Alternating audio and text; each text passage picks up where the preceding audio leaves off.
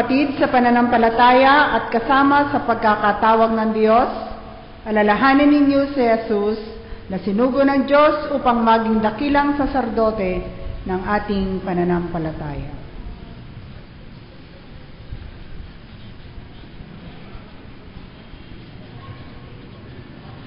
Tayo pong lahat ay magsitayo sa pag-awit.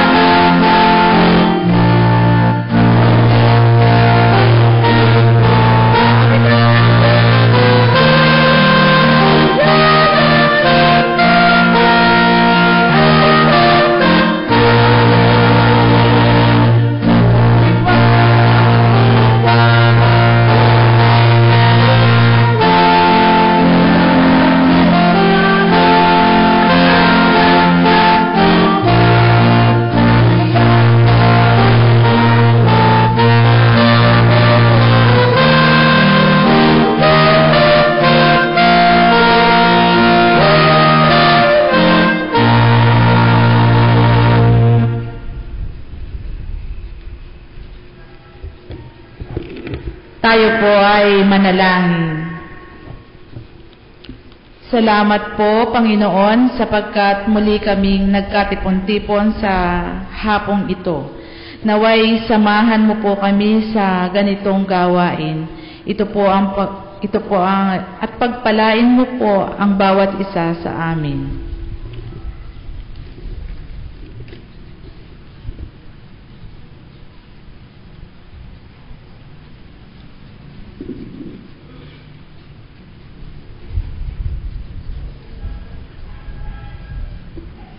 Tayo po'y maupo at ating pakinggan ang mga balita sa ating liturhiya. Ating pong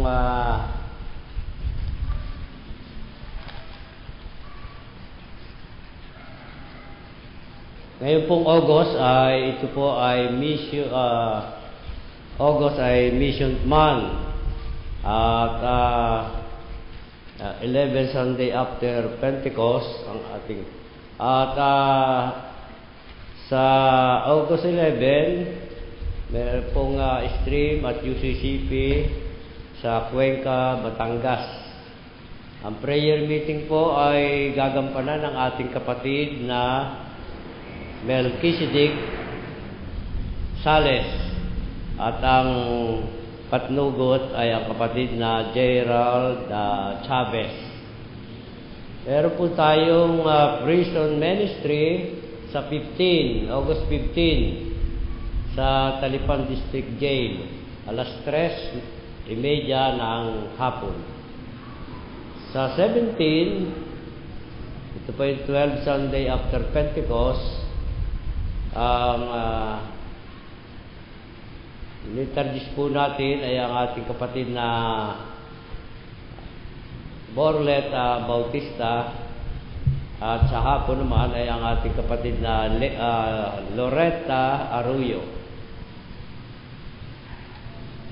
Ang ating pong August birthday celebrant ay ngayon ay si Perlin Rojas at Jeremy Saniel Lorenza Santo.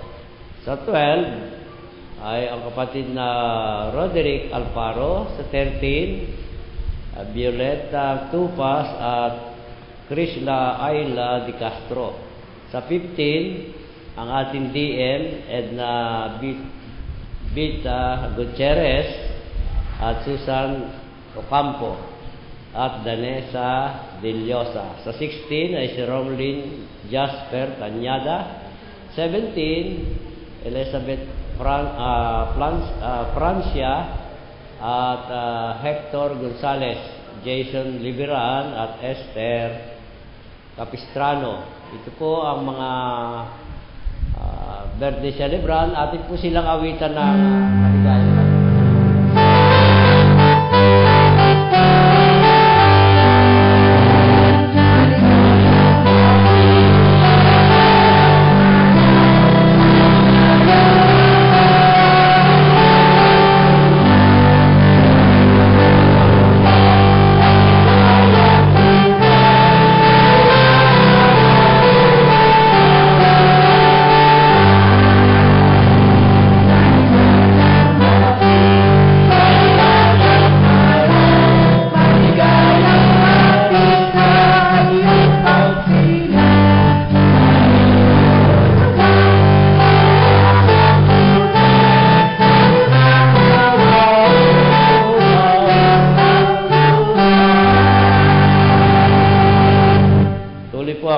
Balita sa CYF Corner, CYF Mission Month activity entitled Walking with Jesus.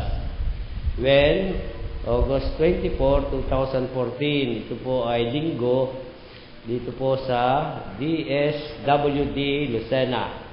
Ang objective po nila ay to bring happiness to the children of DSWD Lucena by having fellowship with them and giving sleepers as a sign of God's love and care for them. Bukas po ang mga kabataan, para sa pinansyal na suporta at iba pa. Mayari pong makipag-ugnayan sa ating tanggapan. Darito po, meron po ditong balita, yung prayer request. So, kayo po may mga request, ay isulat ang pangalan, address, at isulat din ang inyong mga kahilingan para maipanalangin. At narito rin po yung para po sa patuloy na updating ng ating personal information ng kaaliban. Maaari pong mag-fill up ng form na ito at isumite sa ating mga elders. Yun po ay para ma-update ang ating mga membership. Ang ating pastor ay umalis papuntang San Juan. Kaya po ako ngayon ang naatasan sa ating pananambahan ngayong hapon. Yun po ang ating mga balita. At sa ating mga prison ministry, narito po ang mga schedule. Sa Quezon District Jail ay first and third Thursday, 8:30. Sa Lucena Jail ay second and fourth Friday, 1:30 ng hapon. At sa Talipan District Jail, Pagbilao, 1 and third Friday, 3:30 ng hapon. Yun po ang mga schedule sa ating prison ministry. Yan po ang ating mga balita. At kung meron pang idadagdag ang iba, ay pwede pong makapagsalita.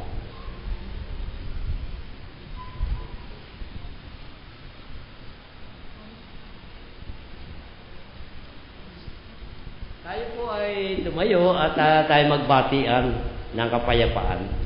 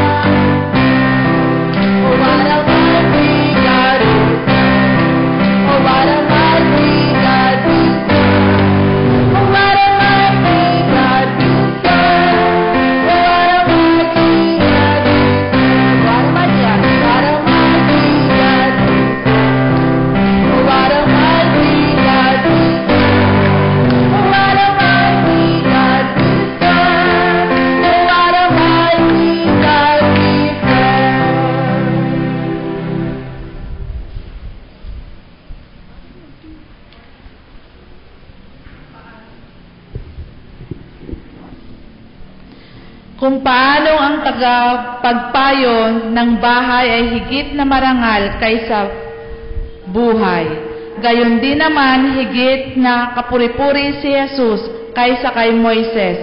May tagapagtayo ang bawat bahay, ngunit ang Diyos ang lumikha ng lahat ng bagay.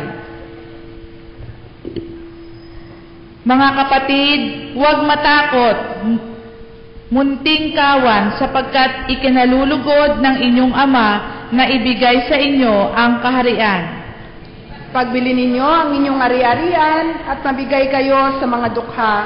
Gumawa kayo ng mga lukbutang hindi naluluma at mag-impok ng kayamanan sa langit na hindi nagkukulangan, sapagkat do'y walang makalalapit na magnanakaw at walang makapaninirang tanga. Sapagkat kung saan naroon ang inyong kayamanan, ay naroon din naman ang inyong puso. Purihin ang Panginoon.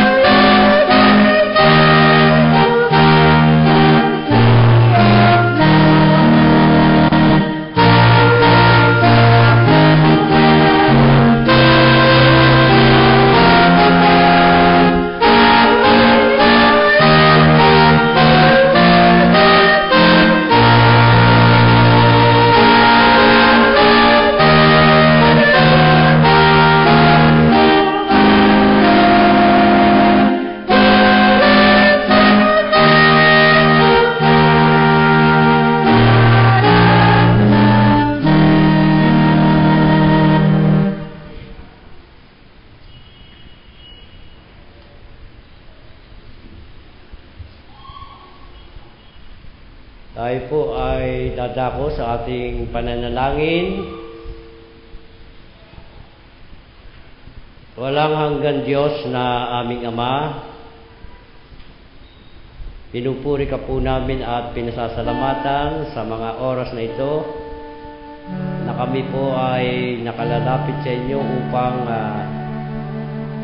aming ipahayag ang aming mga pagkukulang at pagkakamali na sa araw-araw ay aming nagagawa.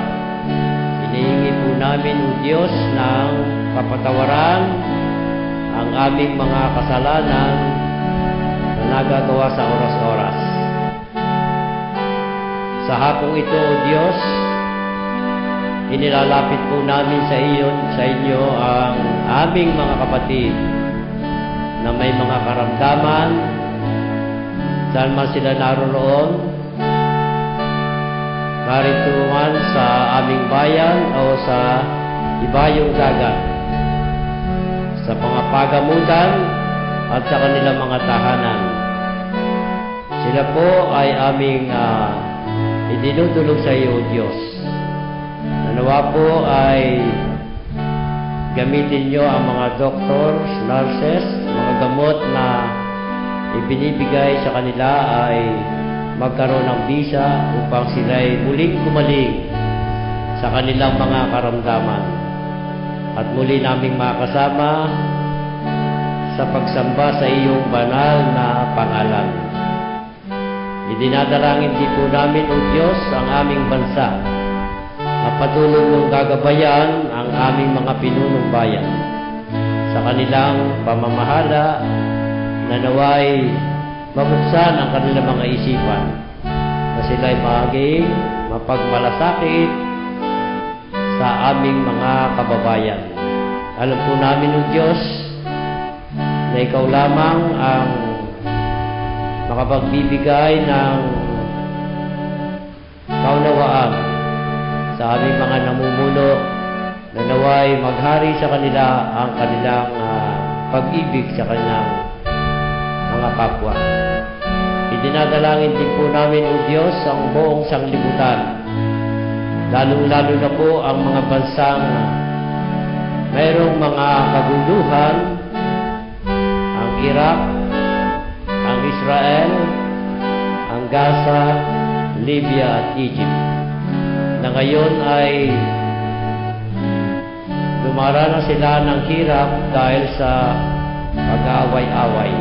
Alam po namin, O Diyos, na Ikaw lamang ang nakapakontrol ng lahat ng nangyayari dito sa daigdig. Kaya sa aming paglapit sa iyo, Diyos, buksan po ninyo ang mga namumuno ng lahat ng bansa na naway kumilala sa iyo at sundin ang iyong banal na utos na mag-ibigan sa isa't isa.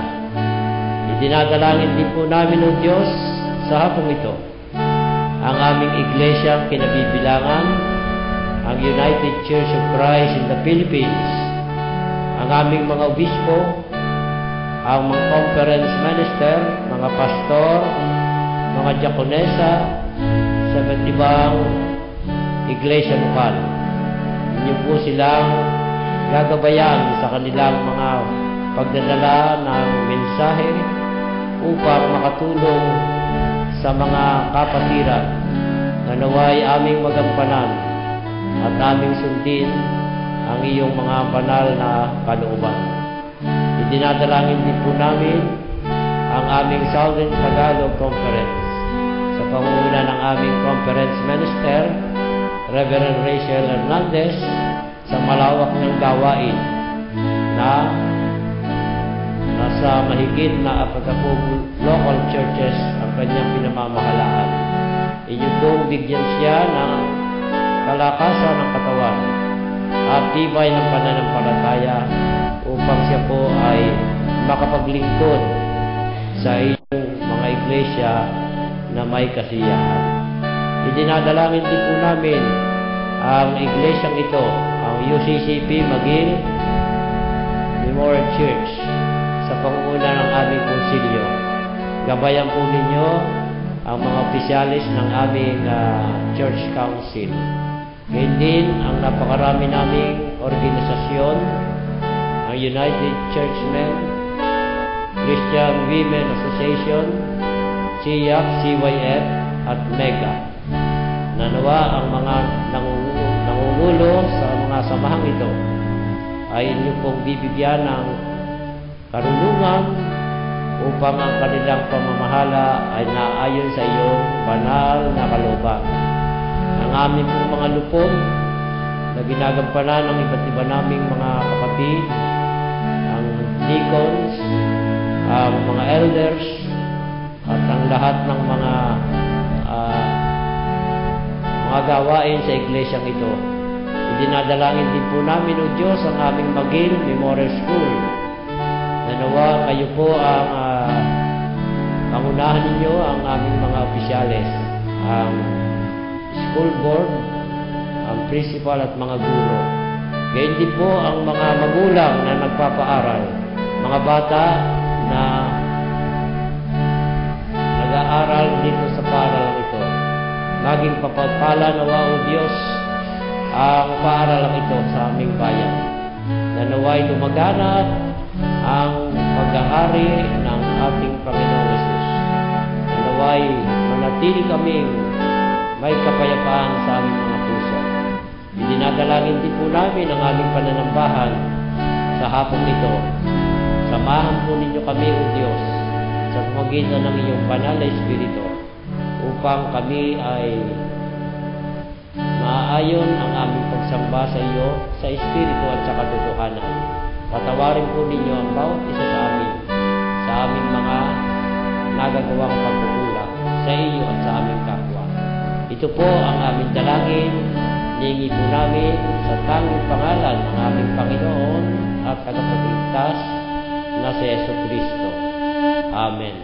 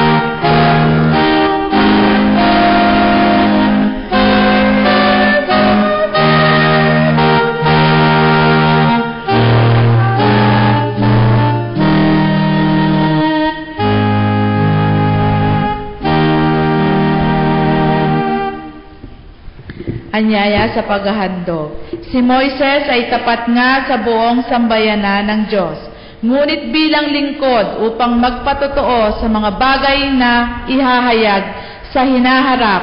Subalit si Kristo ay tapat bilang anak na namumuno sa sambahayan ng Diyos, at tayo ang kanyang sambahayan. Kung matibay ang ating pag-asa at hindi natin ito ikinahihiya, tayo po ay taas pusong magsipaghandog.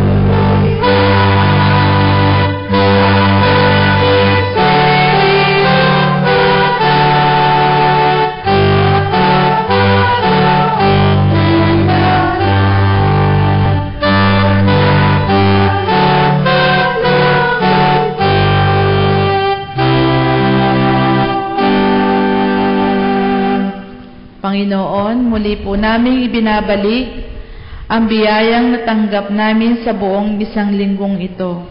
Naway ang handog na ito ay aming magamit sa pagpapalaganap ng salita ng Diyos.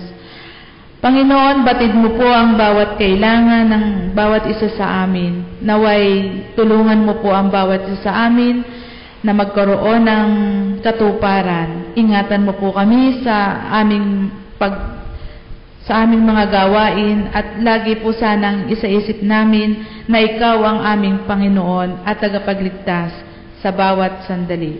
Ito po ang aming samot dalangin sa pangalan ni Jesus. Amen.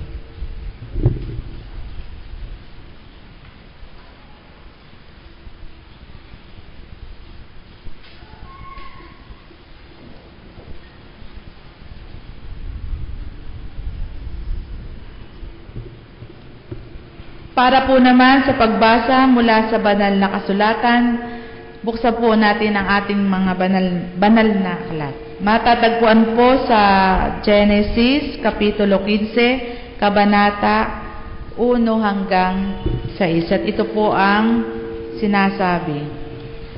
Pagkaraan ng lahat ng ito, si Abraham ay nagkaroon ng isang pangitain. Sinabi sa kanya ni Yahweh, Abraham, huwag kang matakot. Ako ang iyong kalasag na mag-iingat sa iyo. Bibigyan kita ng napakalaking gantimpala. Ngunit sinabi ni Abraham, Yahweh, ano pang gantimpala ang ibibigay mo sa akin? Wala naman akong anak. Wala akong tagapagmana kundi si Eliezer na taga Damasco. Hindi mo ako pinagkalooban ng anak, kaya alipin kong ito ang magmamana ng aking ari-arian. Sinabi ni Yahweh, hindi alipin ang magmamana ng iyong ari-arian. Anak mo ang magmamana. Dinala siya sa labas at sinabi sa kanya, tumingin ka sa langit at masdan mo ang mga bituin. Mabibilang mo ba iyan? Ganyan karami ang magiging lahi mo. Si Abraham ay sumasampalataya kay Yahweh at dahil dito siya'y itinuring na Yahweh bilang isang taong matuwid.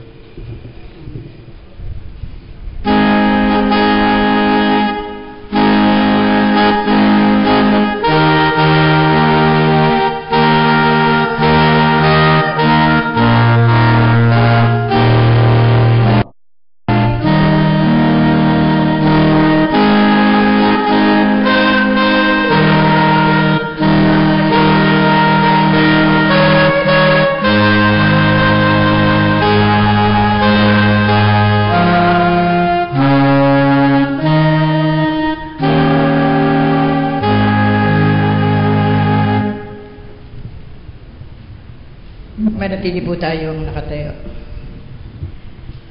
Ang teksto po ng pagbabatayan ng mensahe sa hapong ito ay matatagpuan natin sa aklat ng Lucas, Kabanatang 12, talataang 32 hanggang 4 na po. Ganito po ang inyong maririnig. Kayamanan sa langit. Huwag kayong matakot, munting kawan, sapagkat ikinalulugod ng inyong Ama na ibigay sa inyo ang kaharian.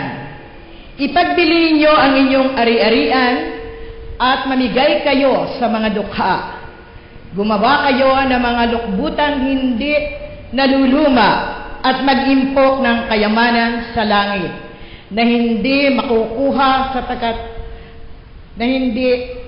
makukuha at do'y walang makalalapit na magnanakaw at walang makapaninirang tanga, sapagkat kung saan naroon ang inyong kayamanan ay naroon naman ang inyong puso.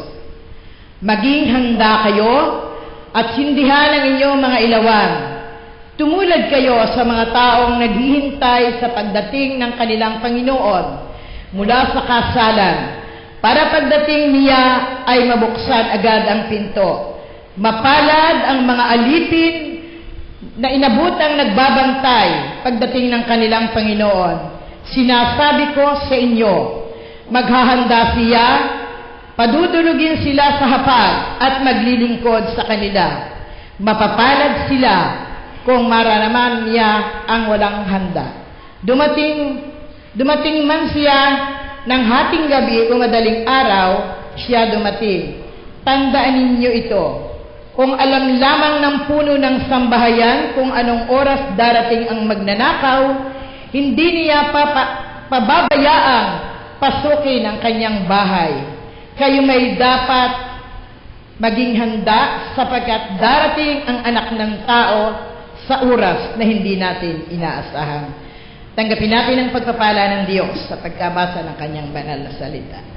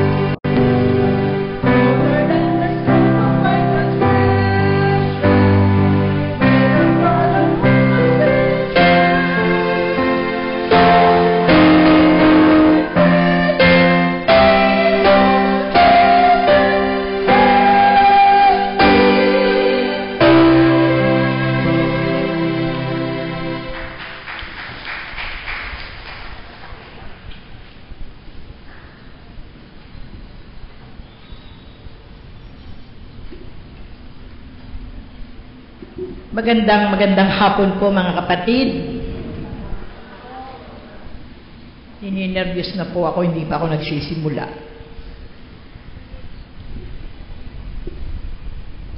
Ang buwan po ng Agosto ay tinawag ng ating UCCP a Mission Month. Kung kaya po ang bawat isa sa ating lahat, hindi lamang sa larangan ng mga manggagawa, ng katulad naming mga laiko, manapay ng lahat ng bumubuo ng UCCP, tayo po ay may kanya-kanyang misyon na nakaalalay at naka-assign sa atin. Sa lahat po ng mga gawain, kasama po tayo. Sandali po tayong manalangin.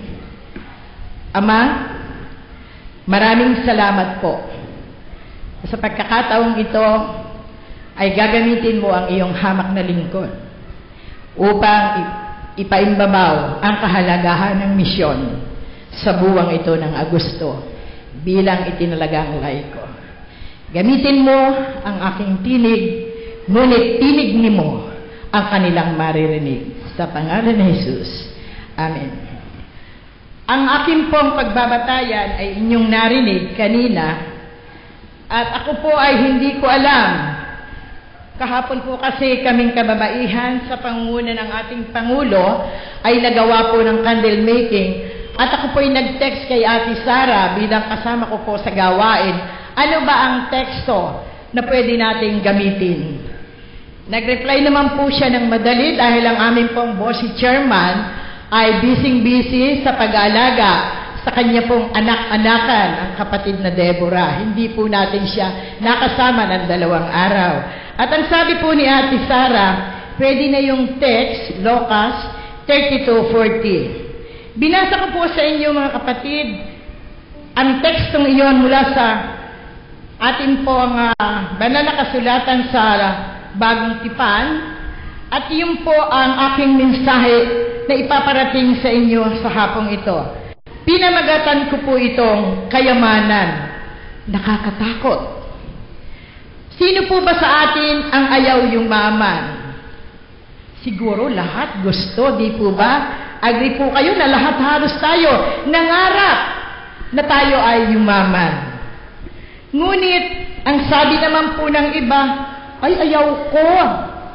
Hindi bali nang hindi ako mayaman, basta lamang wala akong sakit. Okay na sa kanya. Mga kapatid, ang sabi po ng Biblia na inyong narinig, ay mayroon po ito na 2 bahagdan. Ang una po, sundan po ninyo kung kayo may hawak na Biblia, ang una po ay kayamanan sa langit, at ang ikalawa pong bahagdan ay mga aliping handa. Bakit po kaya alipin ang naging titulo sa bahaging ito ng Lucas, Kapitulo 12, versikulo 32 hanggang 40. Kayamanan. Sino nga ba sa atin ang aayaw yumaman?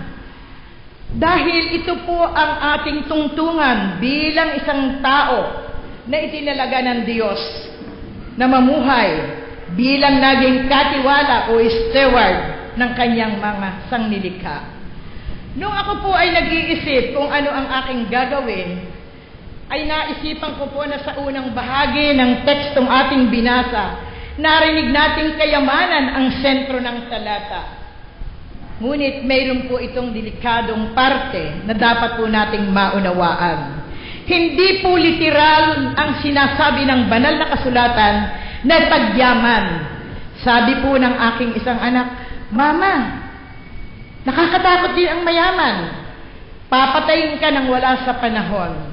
Subalit dito po sa Biblia, hindi ang pinag-uusapan ay si Tita Nieves, sobrang suba ang lupain sa mayaw. Ipagbibili ba niya ito para ibigay sa mga dukha? Yun po yung utos ng banal na kasulatan. Mga kapatid, mga magulang, hindi iyon ang pananaw ng ating mensahe sa hapong ito. Ang sabi po nila, ang kayamanan na dapat nating ipunin sa ating sarili, bago dumating ang ating Panginoon, magpayaman tayo ng ating pananampalataya na kinagisnan. Ang sabi po ng UCCP, pamanang pananampalataya nang ako po ay Pangulo ng Christian Women's Association sa conference. Yun po yung tema ng aming pinag-uusapan palagi. Ako naman po hindi takot kung ano man ang pag-usapan dahil ako po hindi tumatayo sa unahan kung hindi rin lamang si Pastor Heidi ang nasa likuran ko. Sapagkat kapag nangailangan po ng sharing, Pastor, ano? Ay kung siya po ay nasa unahan, hindi ako po inalipat, basta po't ako'y nasa gilid niya. Hindi po ako tatayo sa konferensya without the help of Pastor Heidi. Siya po yung nag-alalay kung paano ko titindigan ang Pangulo ng konferensya sa 32 lokal na simbahan. Pagyaman, wari ko po kahit batang maliit. Sabi ng apo ko, Lala, magpapatayo akong SM. Ha? SM? Bakit? Pero hindi pwede na mag-apply hindi taga-Magil. Gusto ko lahat UCCP. Ganun ba? Alam mo ba anak kung paano magpagawa ng isang SM? Ay, walang imposible kay God. Yun po ang pinapakinabang ng isang bata na tuwing linggo ay inaakay namin para makadalo sa Sunday School. Hindi niya po alam ang termino na kailangan ipadating sa tao bakit kailangan ng isang yaman. Sa mga magulang na narito, pinipilit natin na tayo'y magkaroon ng yaman para sa anak, para sa apo. Pero may mga magulang na nakuha na nila ang napakaraming salapi. Bakit naman naghihirap ang kanilang mga anak? Bakit naman kinakailangan na makiusap pa? Pahingin mo na naman ako ng ganang akin. Halos naman sila, hindi na kayanin ang kanilang katawan. Ipinadadama ng Panginoon ang yaman ay pang lupa lamang. Nagkakasakit, dinadialysis. Saan nila dadalhin ang yaman? Minamahal ko ang mga magulang at mga kapatid. Napakahirap po ng tumindig sa pulpitong ito. Magil is the cathedral of UCCP in our local churches. Salamat po at ang napabigay sa mga lay worker ay hapon, bisper, iilan ang kaya kong harapin at kung ano man po ang aking pagkukulang, maaari ninyo itong punan. Sa unang bahagi po ng tekstong ito, unawain po natin na may babala dito. Ano po ang sabi? Huwag tayong matakot. Munting kawan. Pag sinabi po munting kawan, ito po'y nire-represent ng ating mga pagkatao. Hindi sinasabi ng Biblia na malaking kawan.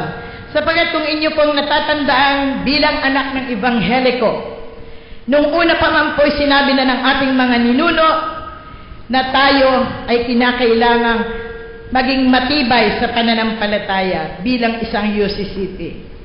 Sa pamilya po ng mga Ilagan, wala akong maipamamana sa aking mga anak, maging sa aking mga apo, kundi ang yaman ng pamanang pananampalataya.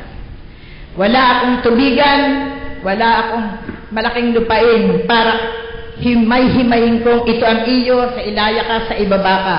Ngunit hanggang sa ngayon po, ay tinitindigan ko, anuman po ang tears, anuman po ang dumadaan, on and off, ang aking mga anak sa paglilingkod sa UCCP. Ito po ang yaman.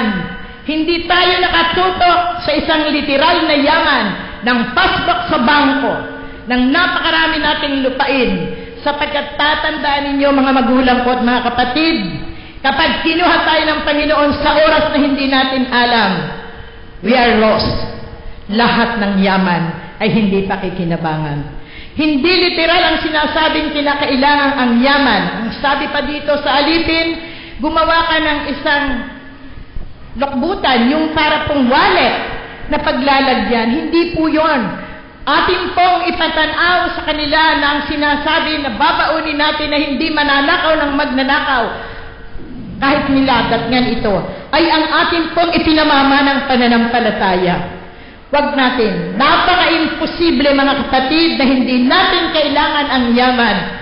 Ngunit ang yaman ito ay dito lamang sa lupa. Dapat po tayo maging handa katulad ng binatang hangal. Aanin daw niya ang yaman, Pastor. Lahat daw naman ay nasa kanya na. Wala nang pagsidla ng bodega. hangal. Ay kung kunin kita ngayong gabi, kinuha nga. So nasan yung yaman? Baka maaaring kung nandun ako sa tabi niya, binahagi ko at ipinakarga ko sa tricycle ko ang sakasakong trigo at bigas. Ay wala nang paglalagyan. Ngunit kailanman hindi niya naisip na ang yamang ibinigay sa kanya ng Diyos ay kayang ipamahagi sa lahat ng nangangailangan. Sabi sa alipin, nag-utos din ang ating Panginoon na ipagbili ang tinatangkilik, ari-arian, at mamigay. Mamigay, Pastor Heidi, is a plural word. Kasi kung ito ay singular, kinakailangan ay ibigay. Ibigay mo kay Pastor Gaspar. Ang nakalagay po sa Biblia ay mamigay. It means marami ang dapat pagbigyan. Alam natin lahat at hindi lingid sa inyong kaalaman. Ang ating Panginoong Hesus ay hindi kumuha ng kanyang mga kasamahing apostolis mula sa hanay ng mayayaman, mula sa hanay ng mga duplikado, mula sa hanay ng mga kilalang tao, mula sa hanay ng maralitang tagalungsod, mula sa hanay ng isang mangingisda, mula sa hanay ng isang magbubukid. Kinasama niya. Tanging si Zaccheo lamang ang maaaring may pinag-aralan doon na nakasama rin ng ating Panginoon. Bakit po kaya dukha ang binigyang pansin dito sa talata? Ang sabi po ng ating binasa, kinakailangan daw po tayo ay laging nakahanda. Ang talata na ating binasa at narinig ay tama at ugnay sa kasalukuyang panahon. Sinabi ng alipin, maghanda kayo. Ay sabi po nung nabagyo si Glenda, Diyos ko! Bakit nyo naman kami pinababayaan? Hoy, Maring, yan ang sinasabi kong maging handa tayo. Sa panahon ng hindi nadating si Glenda, wala kayong tinatawag na Diyos. Sa panahon narito na siya't nililindol na tayo, itinumba na ang aking bahay, itinumba na ang aking mangga. Tawag kayo, Diyos ko. Ang hiling po ng isang pari, doon na nakausap ko sa Sacred Heart, siya daw po ay nag-lecture, nag-homily, hindi lecture. Tuwang-tuwa siya sa harapan niya mismo ng simbahan. Mayroong isa Kuya Joel na nag-take note. Nami-mention ko po kayo kasi medyo madami tayo Nag-take note, sabi ng pare, ay salamat. Nararamdaman at nauunawaan ang homily ko. Pero pagbaba ng pare, pagkaalis niya ng sutana ba, Pastor? Pag-alis ng sutana, hindi lang daw po pwedeng alisin sa paglapit yung nakaganon, yung ay tinlapitan. Sabi, anak, ano ba ang nagets mo sa homily ko? Patingin niya. Nakita ng ating mabait na pare ng katedral, kalahating kilong labanos, 1 kilong bangos, alamang kamatis. Anak, akala mo nakikinig ka ng homily ko, naglilista ka pala ng pamamalingkingin mo.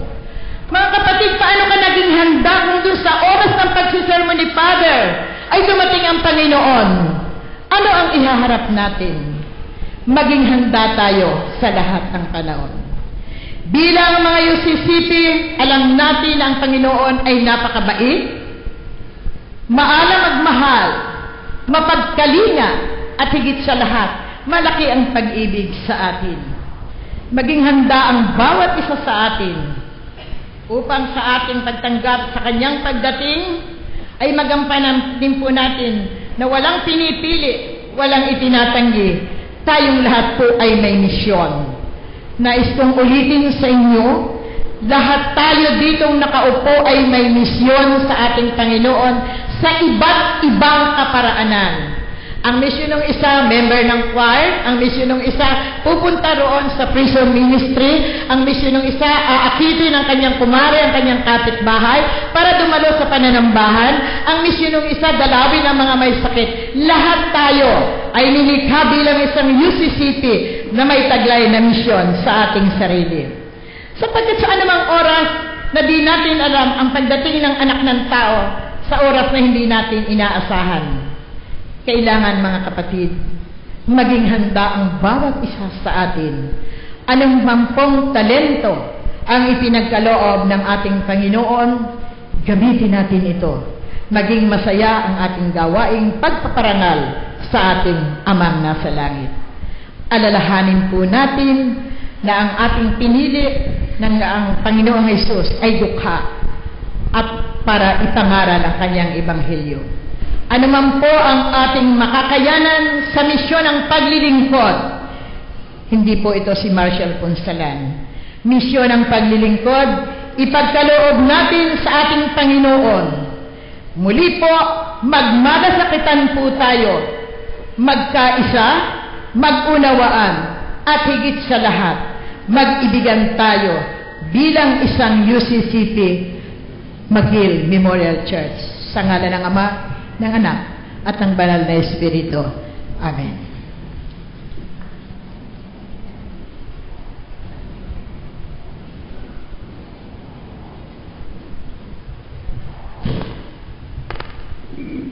Tayo po ay tumayo at ating sambitin ang kapahayagan ng pananampalataya. Sumasampalataya kami sa Diyos na makapangyarihan sa lahat, lumalang ng langit at lupa, at sa Diyos na patuloy na nakikisa sa ating kasaysayan at buhay. Sa Kanya na nagkatawang tao, sa pamamagitan ni Jesucristo, upang sa nilikha ay magkaroon ng pag-asa at kayusan. At sa Kanya nakapangyarihan sa pamamagitan ng banal na Espiritu upang magsilbing kalakasan ng mga aba at nagdurusa at ang kasiglahan sa lahat ng mananampalataya upang magpatutuo ng ganap. Sumasampalataya kami na ang sambahayan ay tinawag at pinapanalan ng Diyos upang maging alulod ng Kanyang pag-ibig, kayusan at kapayapaan sa pamayanan. Ito ay tinawag upang mamuhay ng mapayapa kasama ng kanyang kapwa at ng sanglilikha, upang magpatutuo sa mga kaganapan ng kaharian ng Diyos na puspos ng pag-ibig at katarungan. Sa isang Diyos Ama, Anak at Banal na Espiritu, kami ay ganap na sumasampalataya. Amen.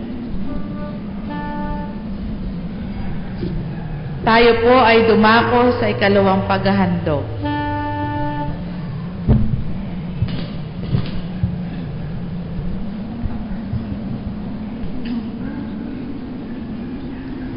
My Father is omnipotent and that you can't deny.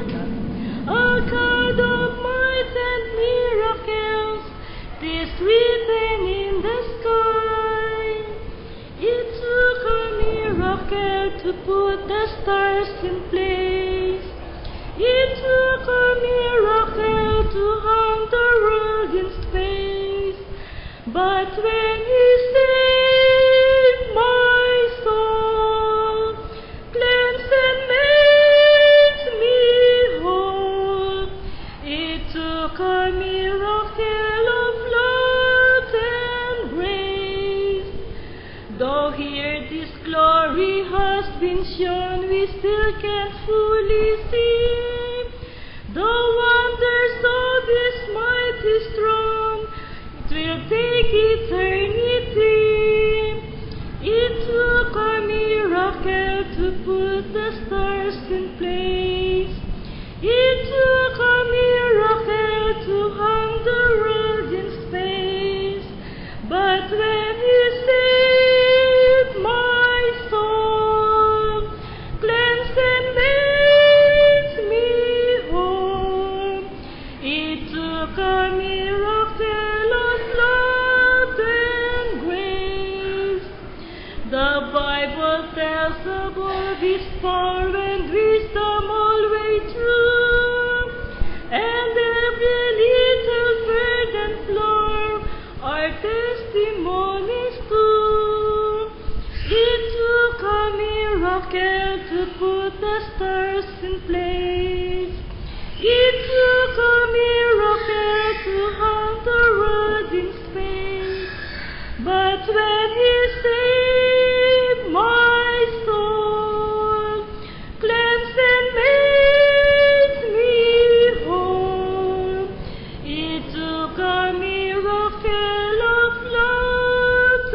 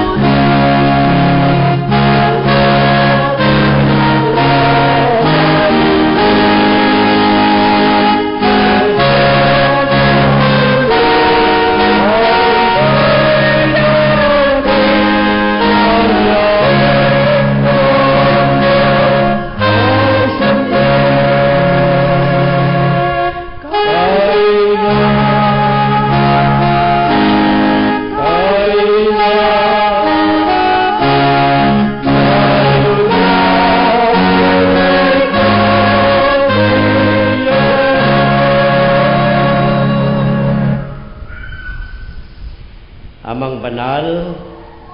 Minsan pa kami po ay patuloy ang pagpapasalamat dahil kami tinipon mo sa bahay-sambahan upang sa iyo ay magpuri at magparangal sa iyong kabanal-banalang pangalan. Meron din po kaming request ang aming mga kapatid na may karamdaman na sa kanilang bahay, ang kapatid na A.B. Christian Quezon at Ira Tolentino na nasa Doctor Hospital. Sila po, O Diyos, ay aming idinudulog sa inyo na kayo po ang magbigay ng kagalingan sa kanilang mga nakaramdaman, tinataglay. Alam po namin, O Diyos, na kayo ay makapangyarihan at batid nyo ang kanilang nararamdaman. Kaya sa iyo po namin inilalagak ang aming pagtitiwala na iyo pong papagalingin ang aming mga kapatid na ito. Kami po ay nagpapasalamat sa mensahe na nagpapalala sa amin na ang bawat isa sa amin ay may kanya-kanyang misyon na lagi kaming dapat handa sa pagdating ng aming Panginoon. Papasalamat din kami, O Diyos, at narito ang aming mga kapatid na lumuluhod sa iyong banal na paanan. Anuman ang kanilang ipinagpapasalamat, O Diyos, maging kaarawan o maging pagtatalaga ng kanilang buhay o anumang kahilingan sa kanilang mga problema, O Diyos, ikaw po ang nakababatid. Iyo pong tugunin, O Diyos, ang kanilang mga kahilingan, sapagkat ikaw lamang ang nakapagbibigay ng kasiyahan sa bawat isa sa amin. Salamat po ng marami, O Diyos, at muli kaming nakasamba sa iyo sa Espiritu at sa katotohanan. Sa amin pong pansamantalang paghihiwa-hiwalay ay babaunin po namin, O Diyos, ang iyong banal na bendisyon. Pagpalain nawa kayo ng Panginoon at ingatan kayo. Paliwanagin nawa ng Panginoon ang kanyang mukha sa inyo at mahabag sa inyo. Ilingap nawa ng Panginoon ang kanyang mukha sa inyo at bigyan kayo ng kapayapaan mula ngayon at magpakailanman. Amen.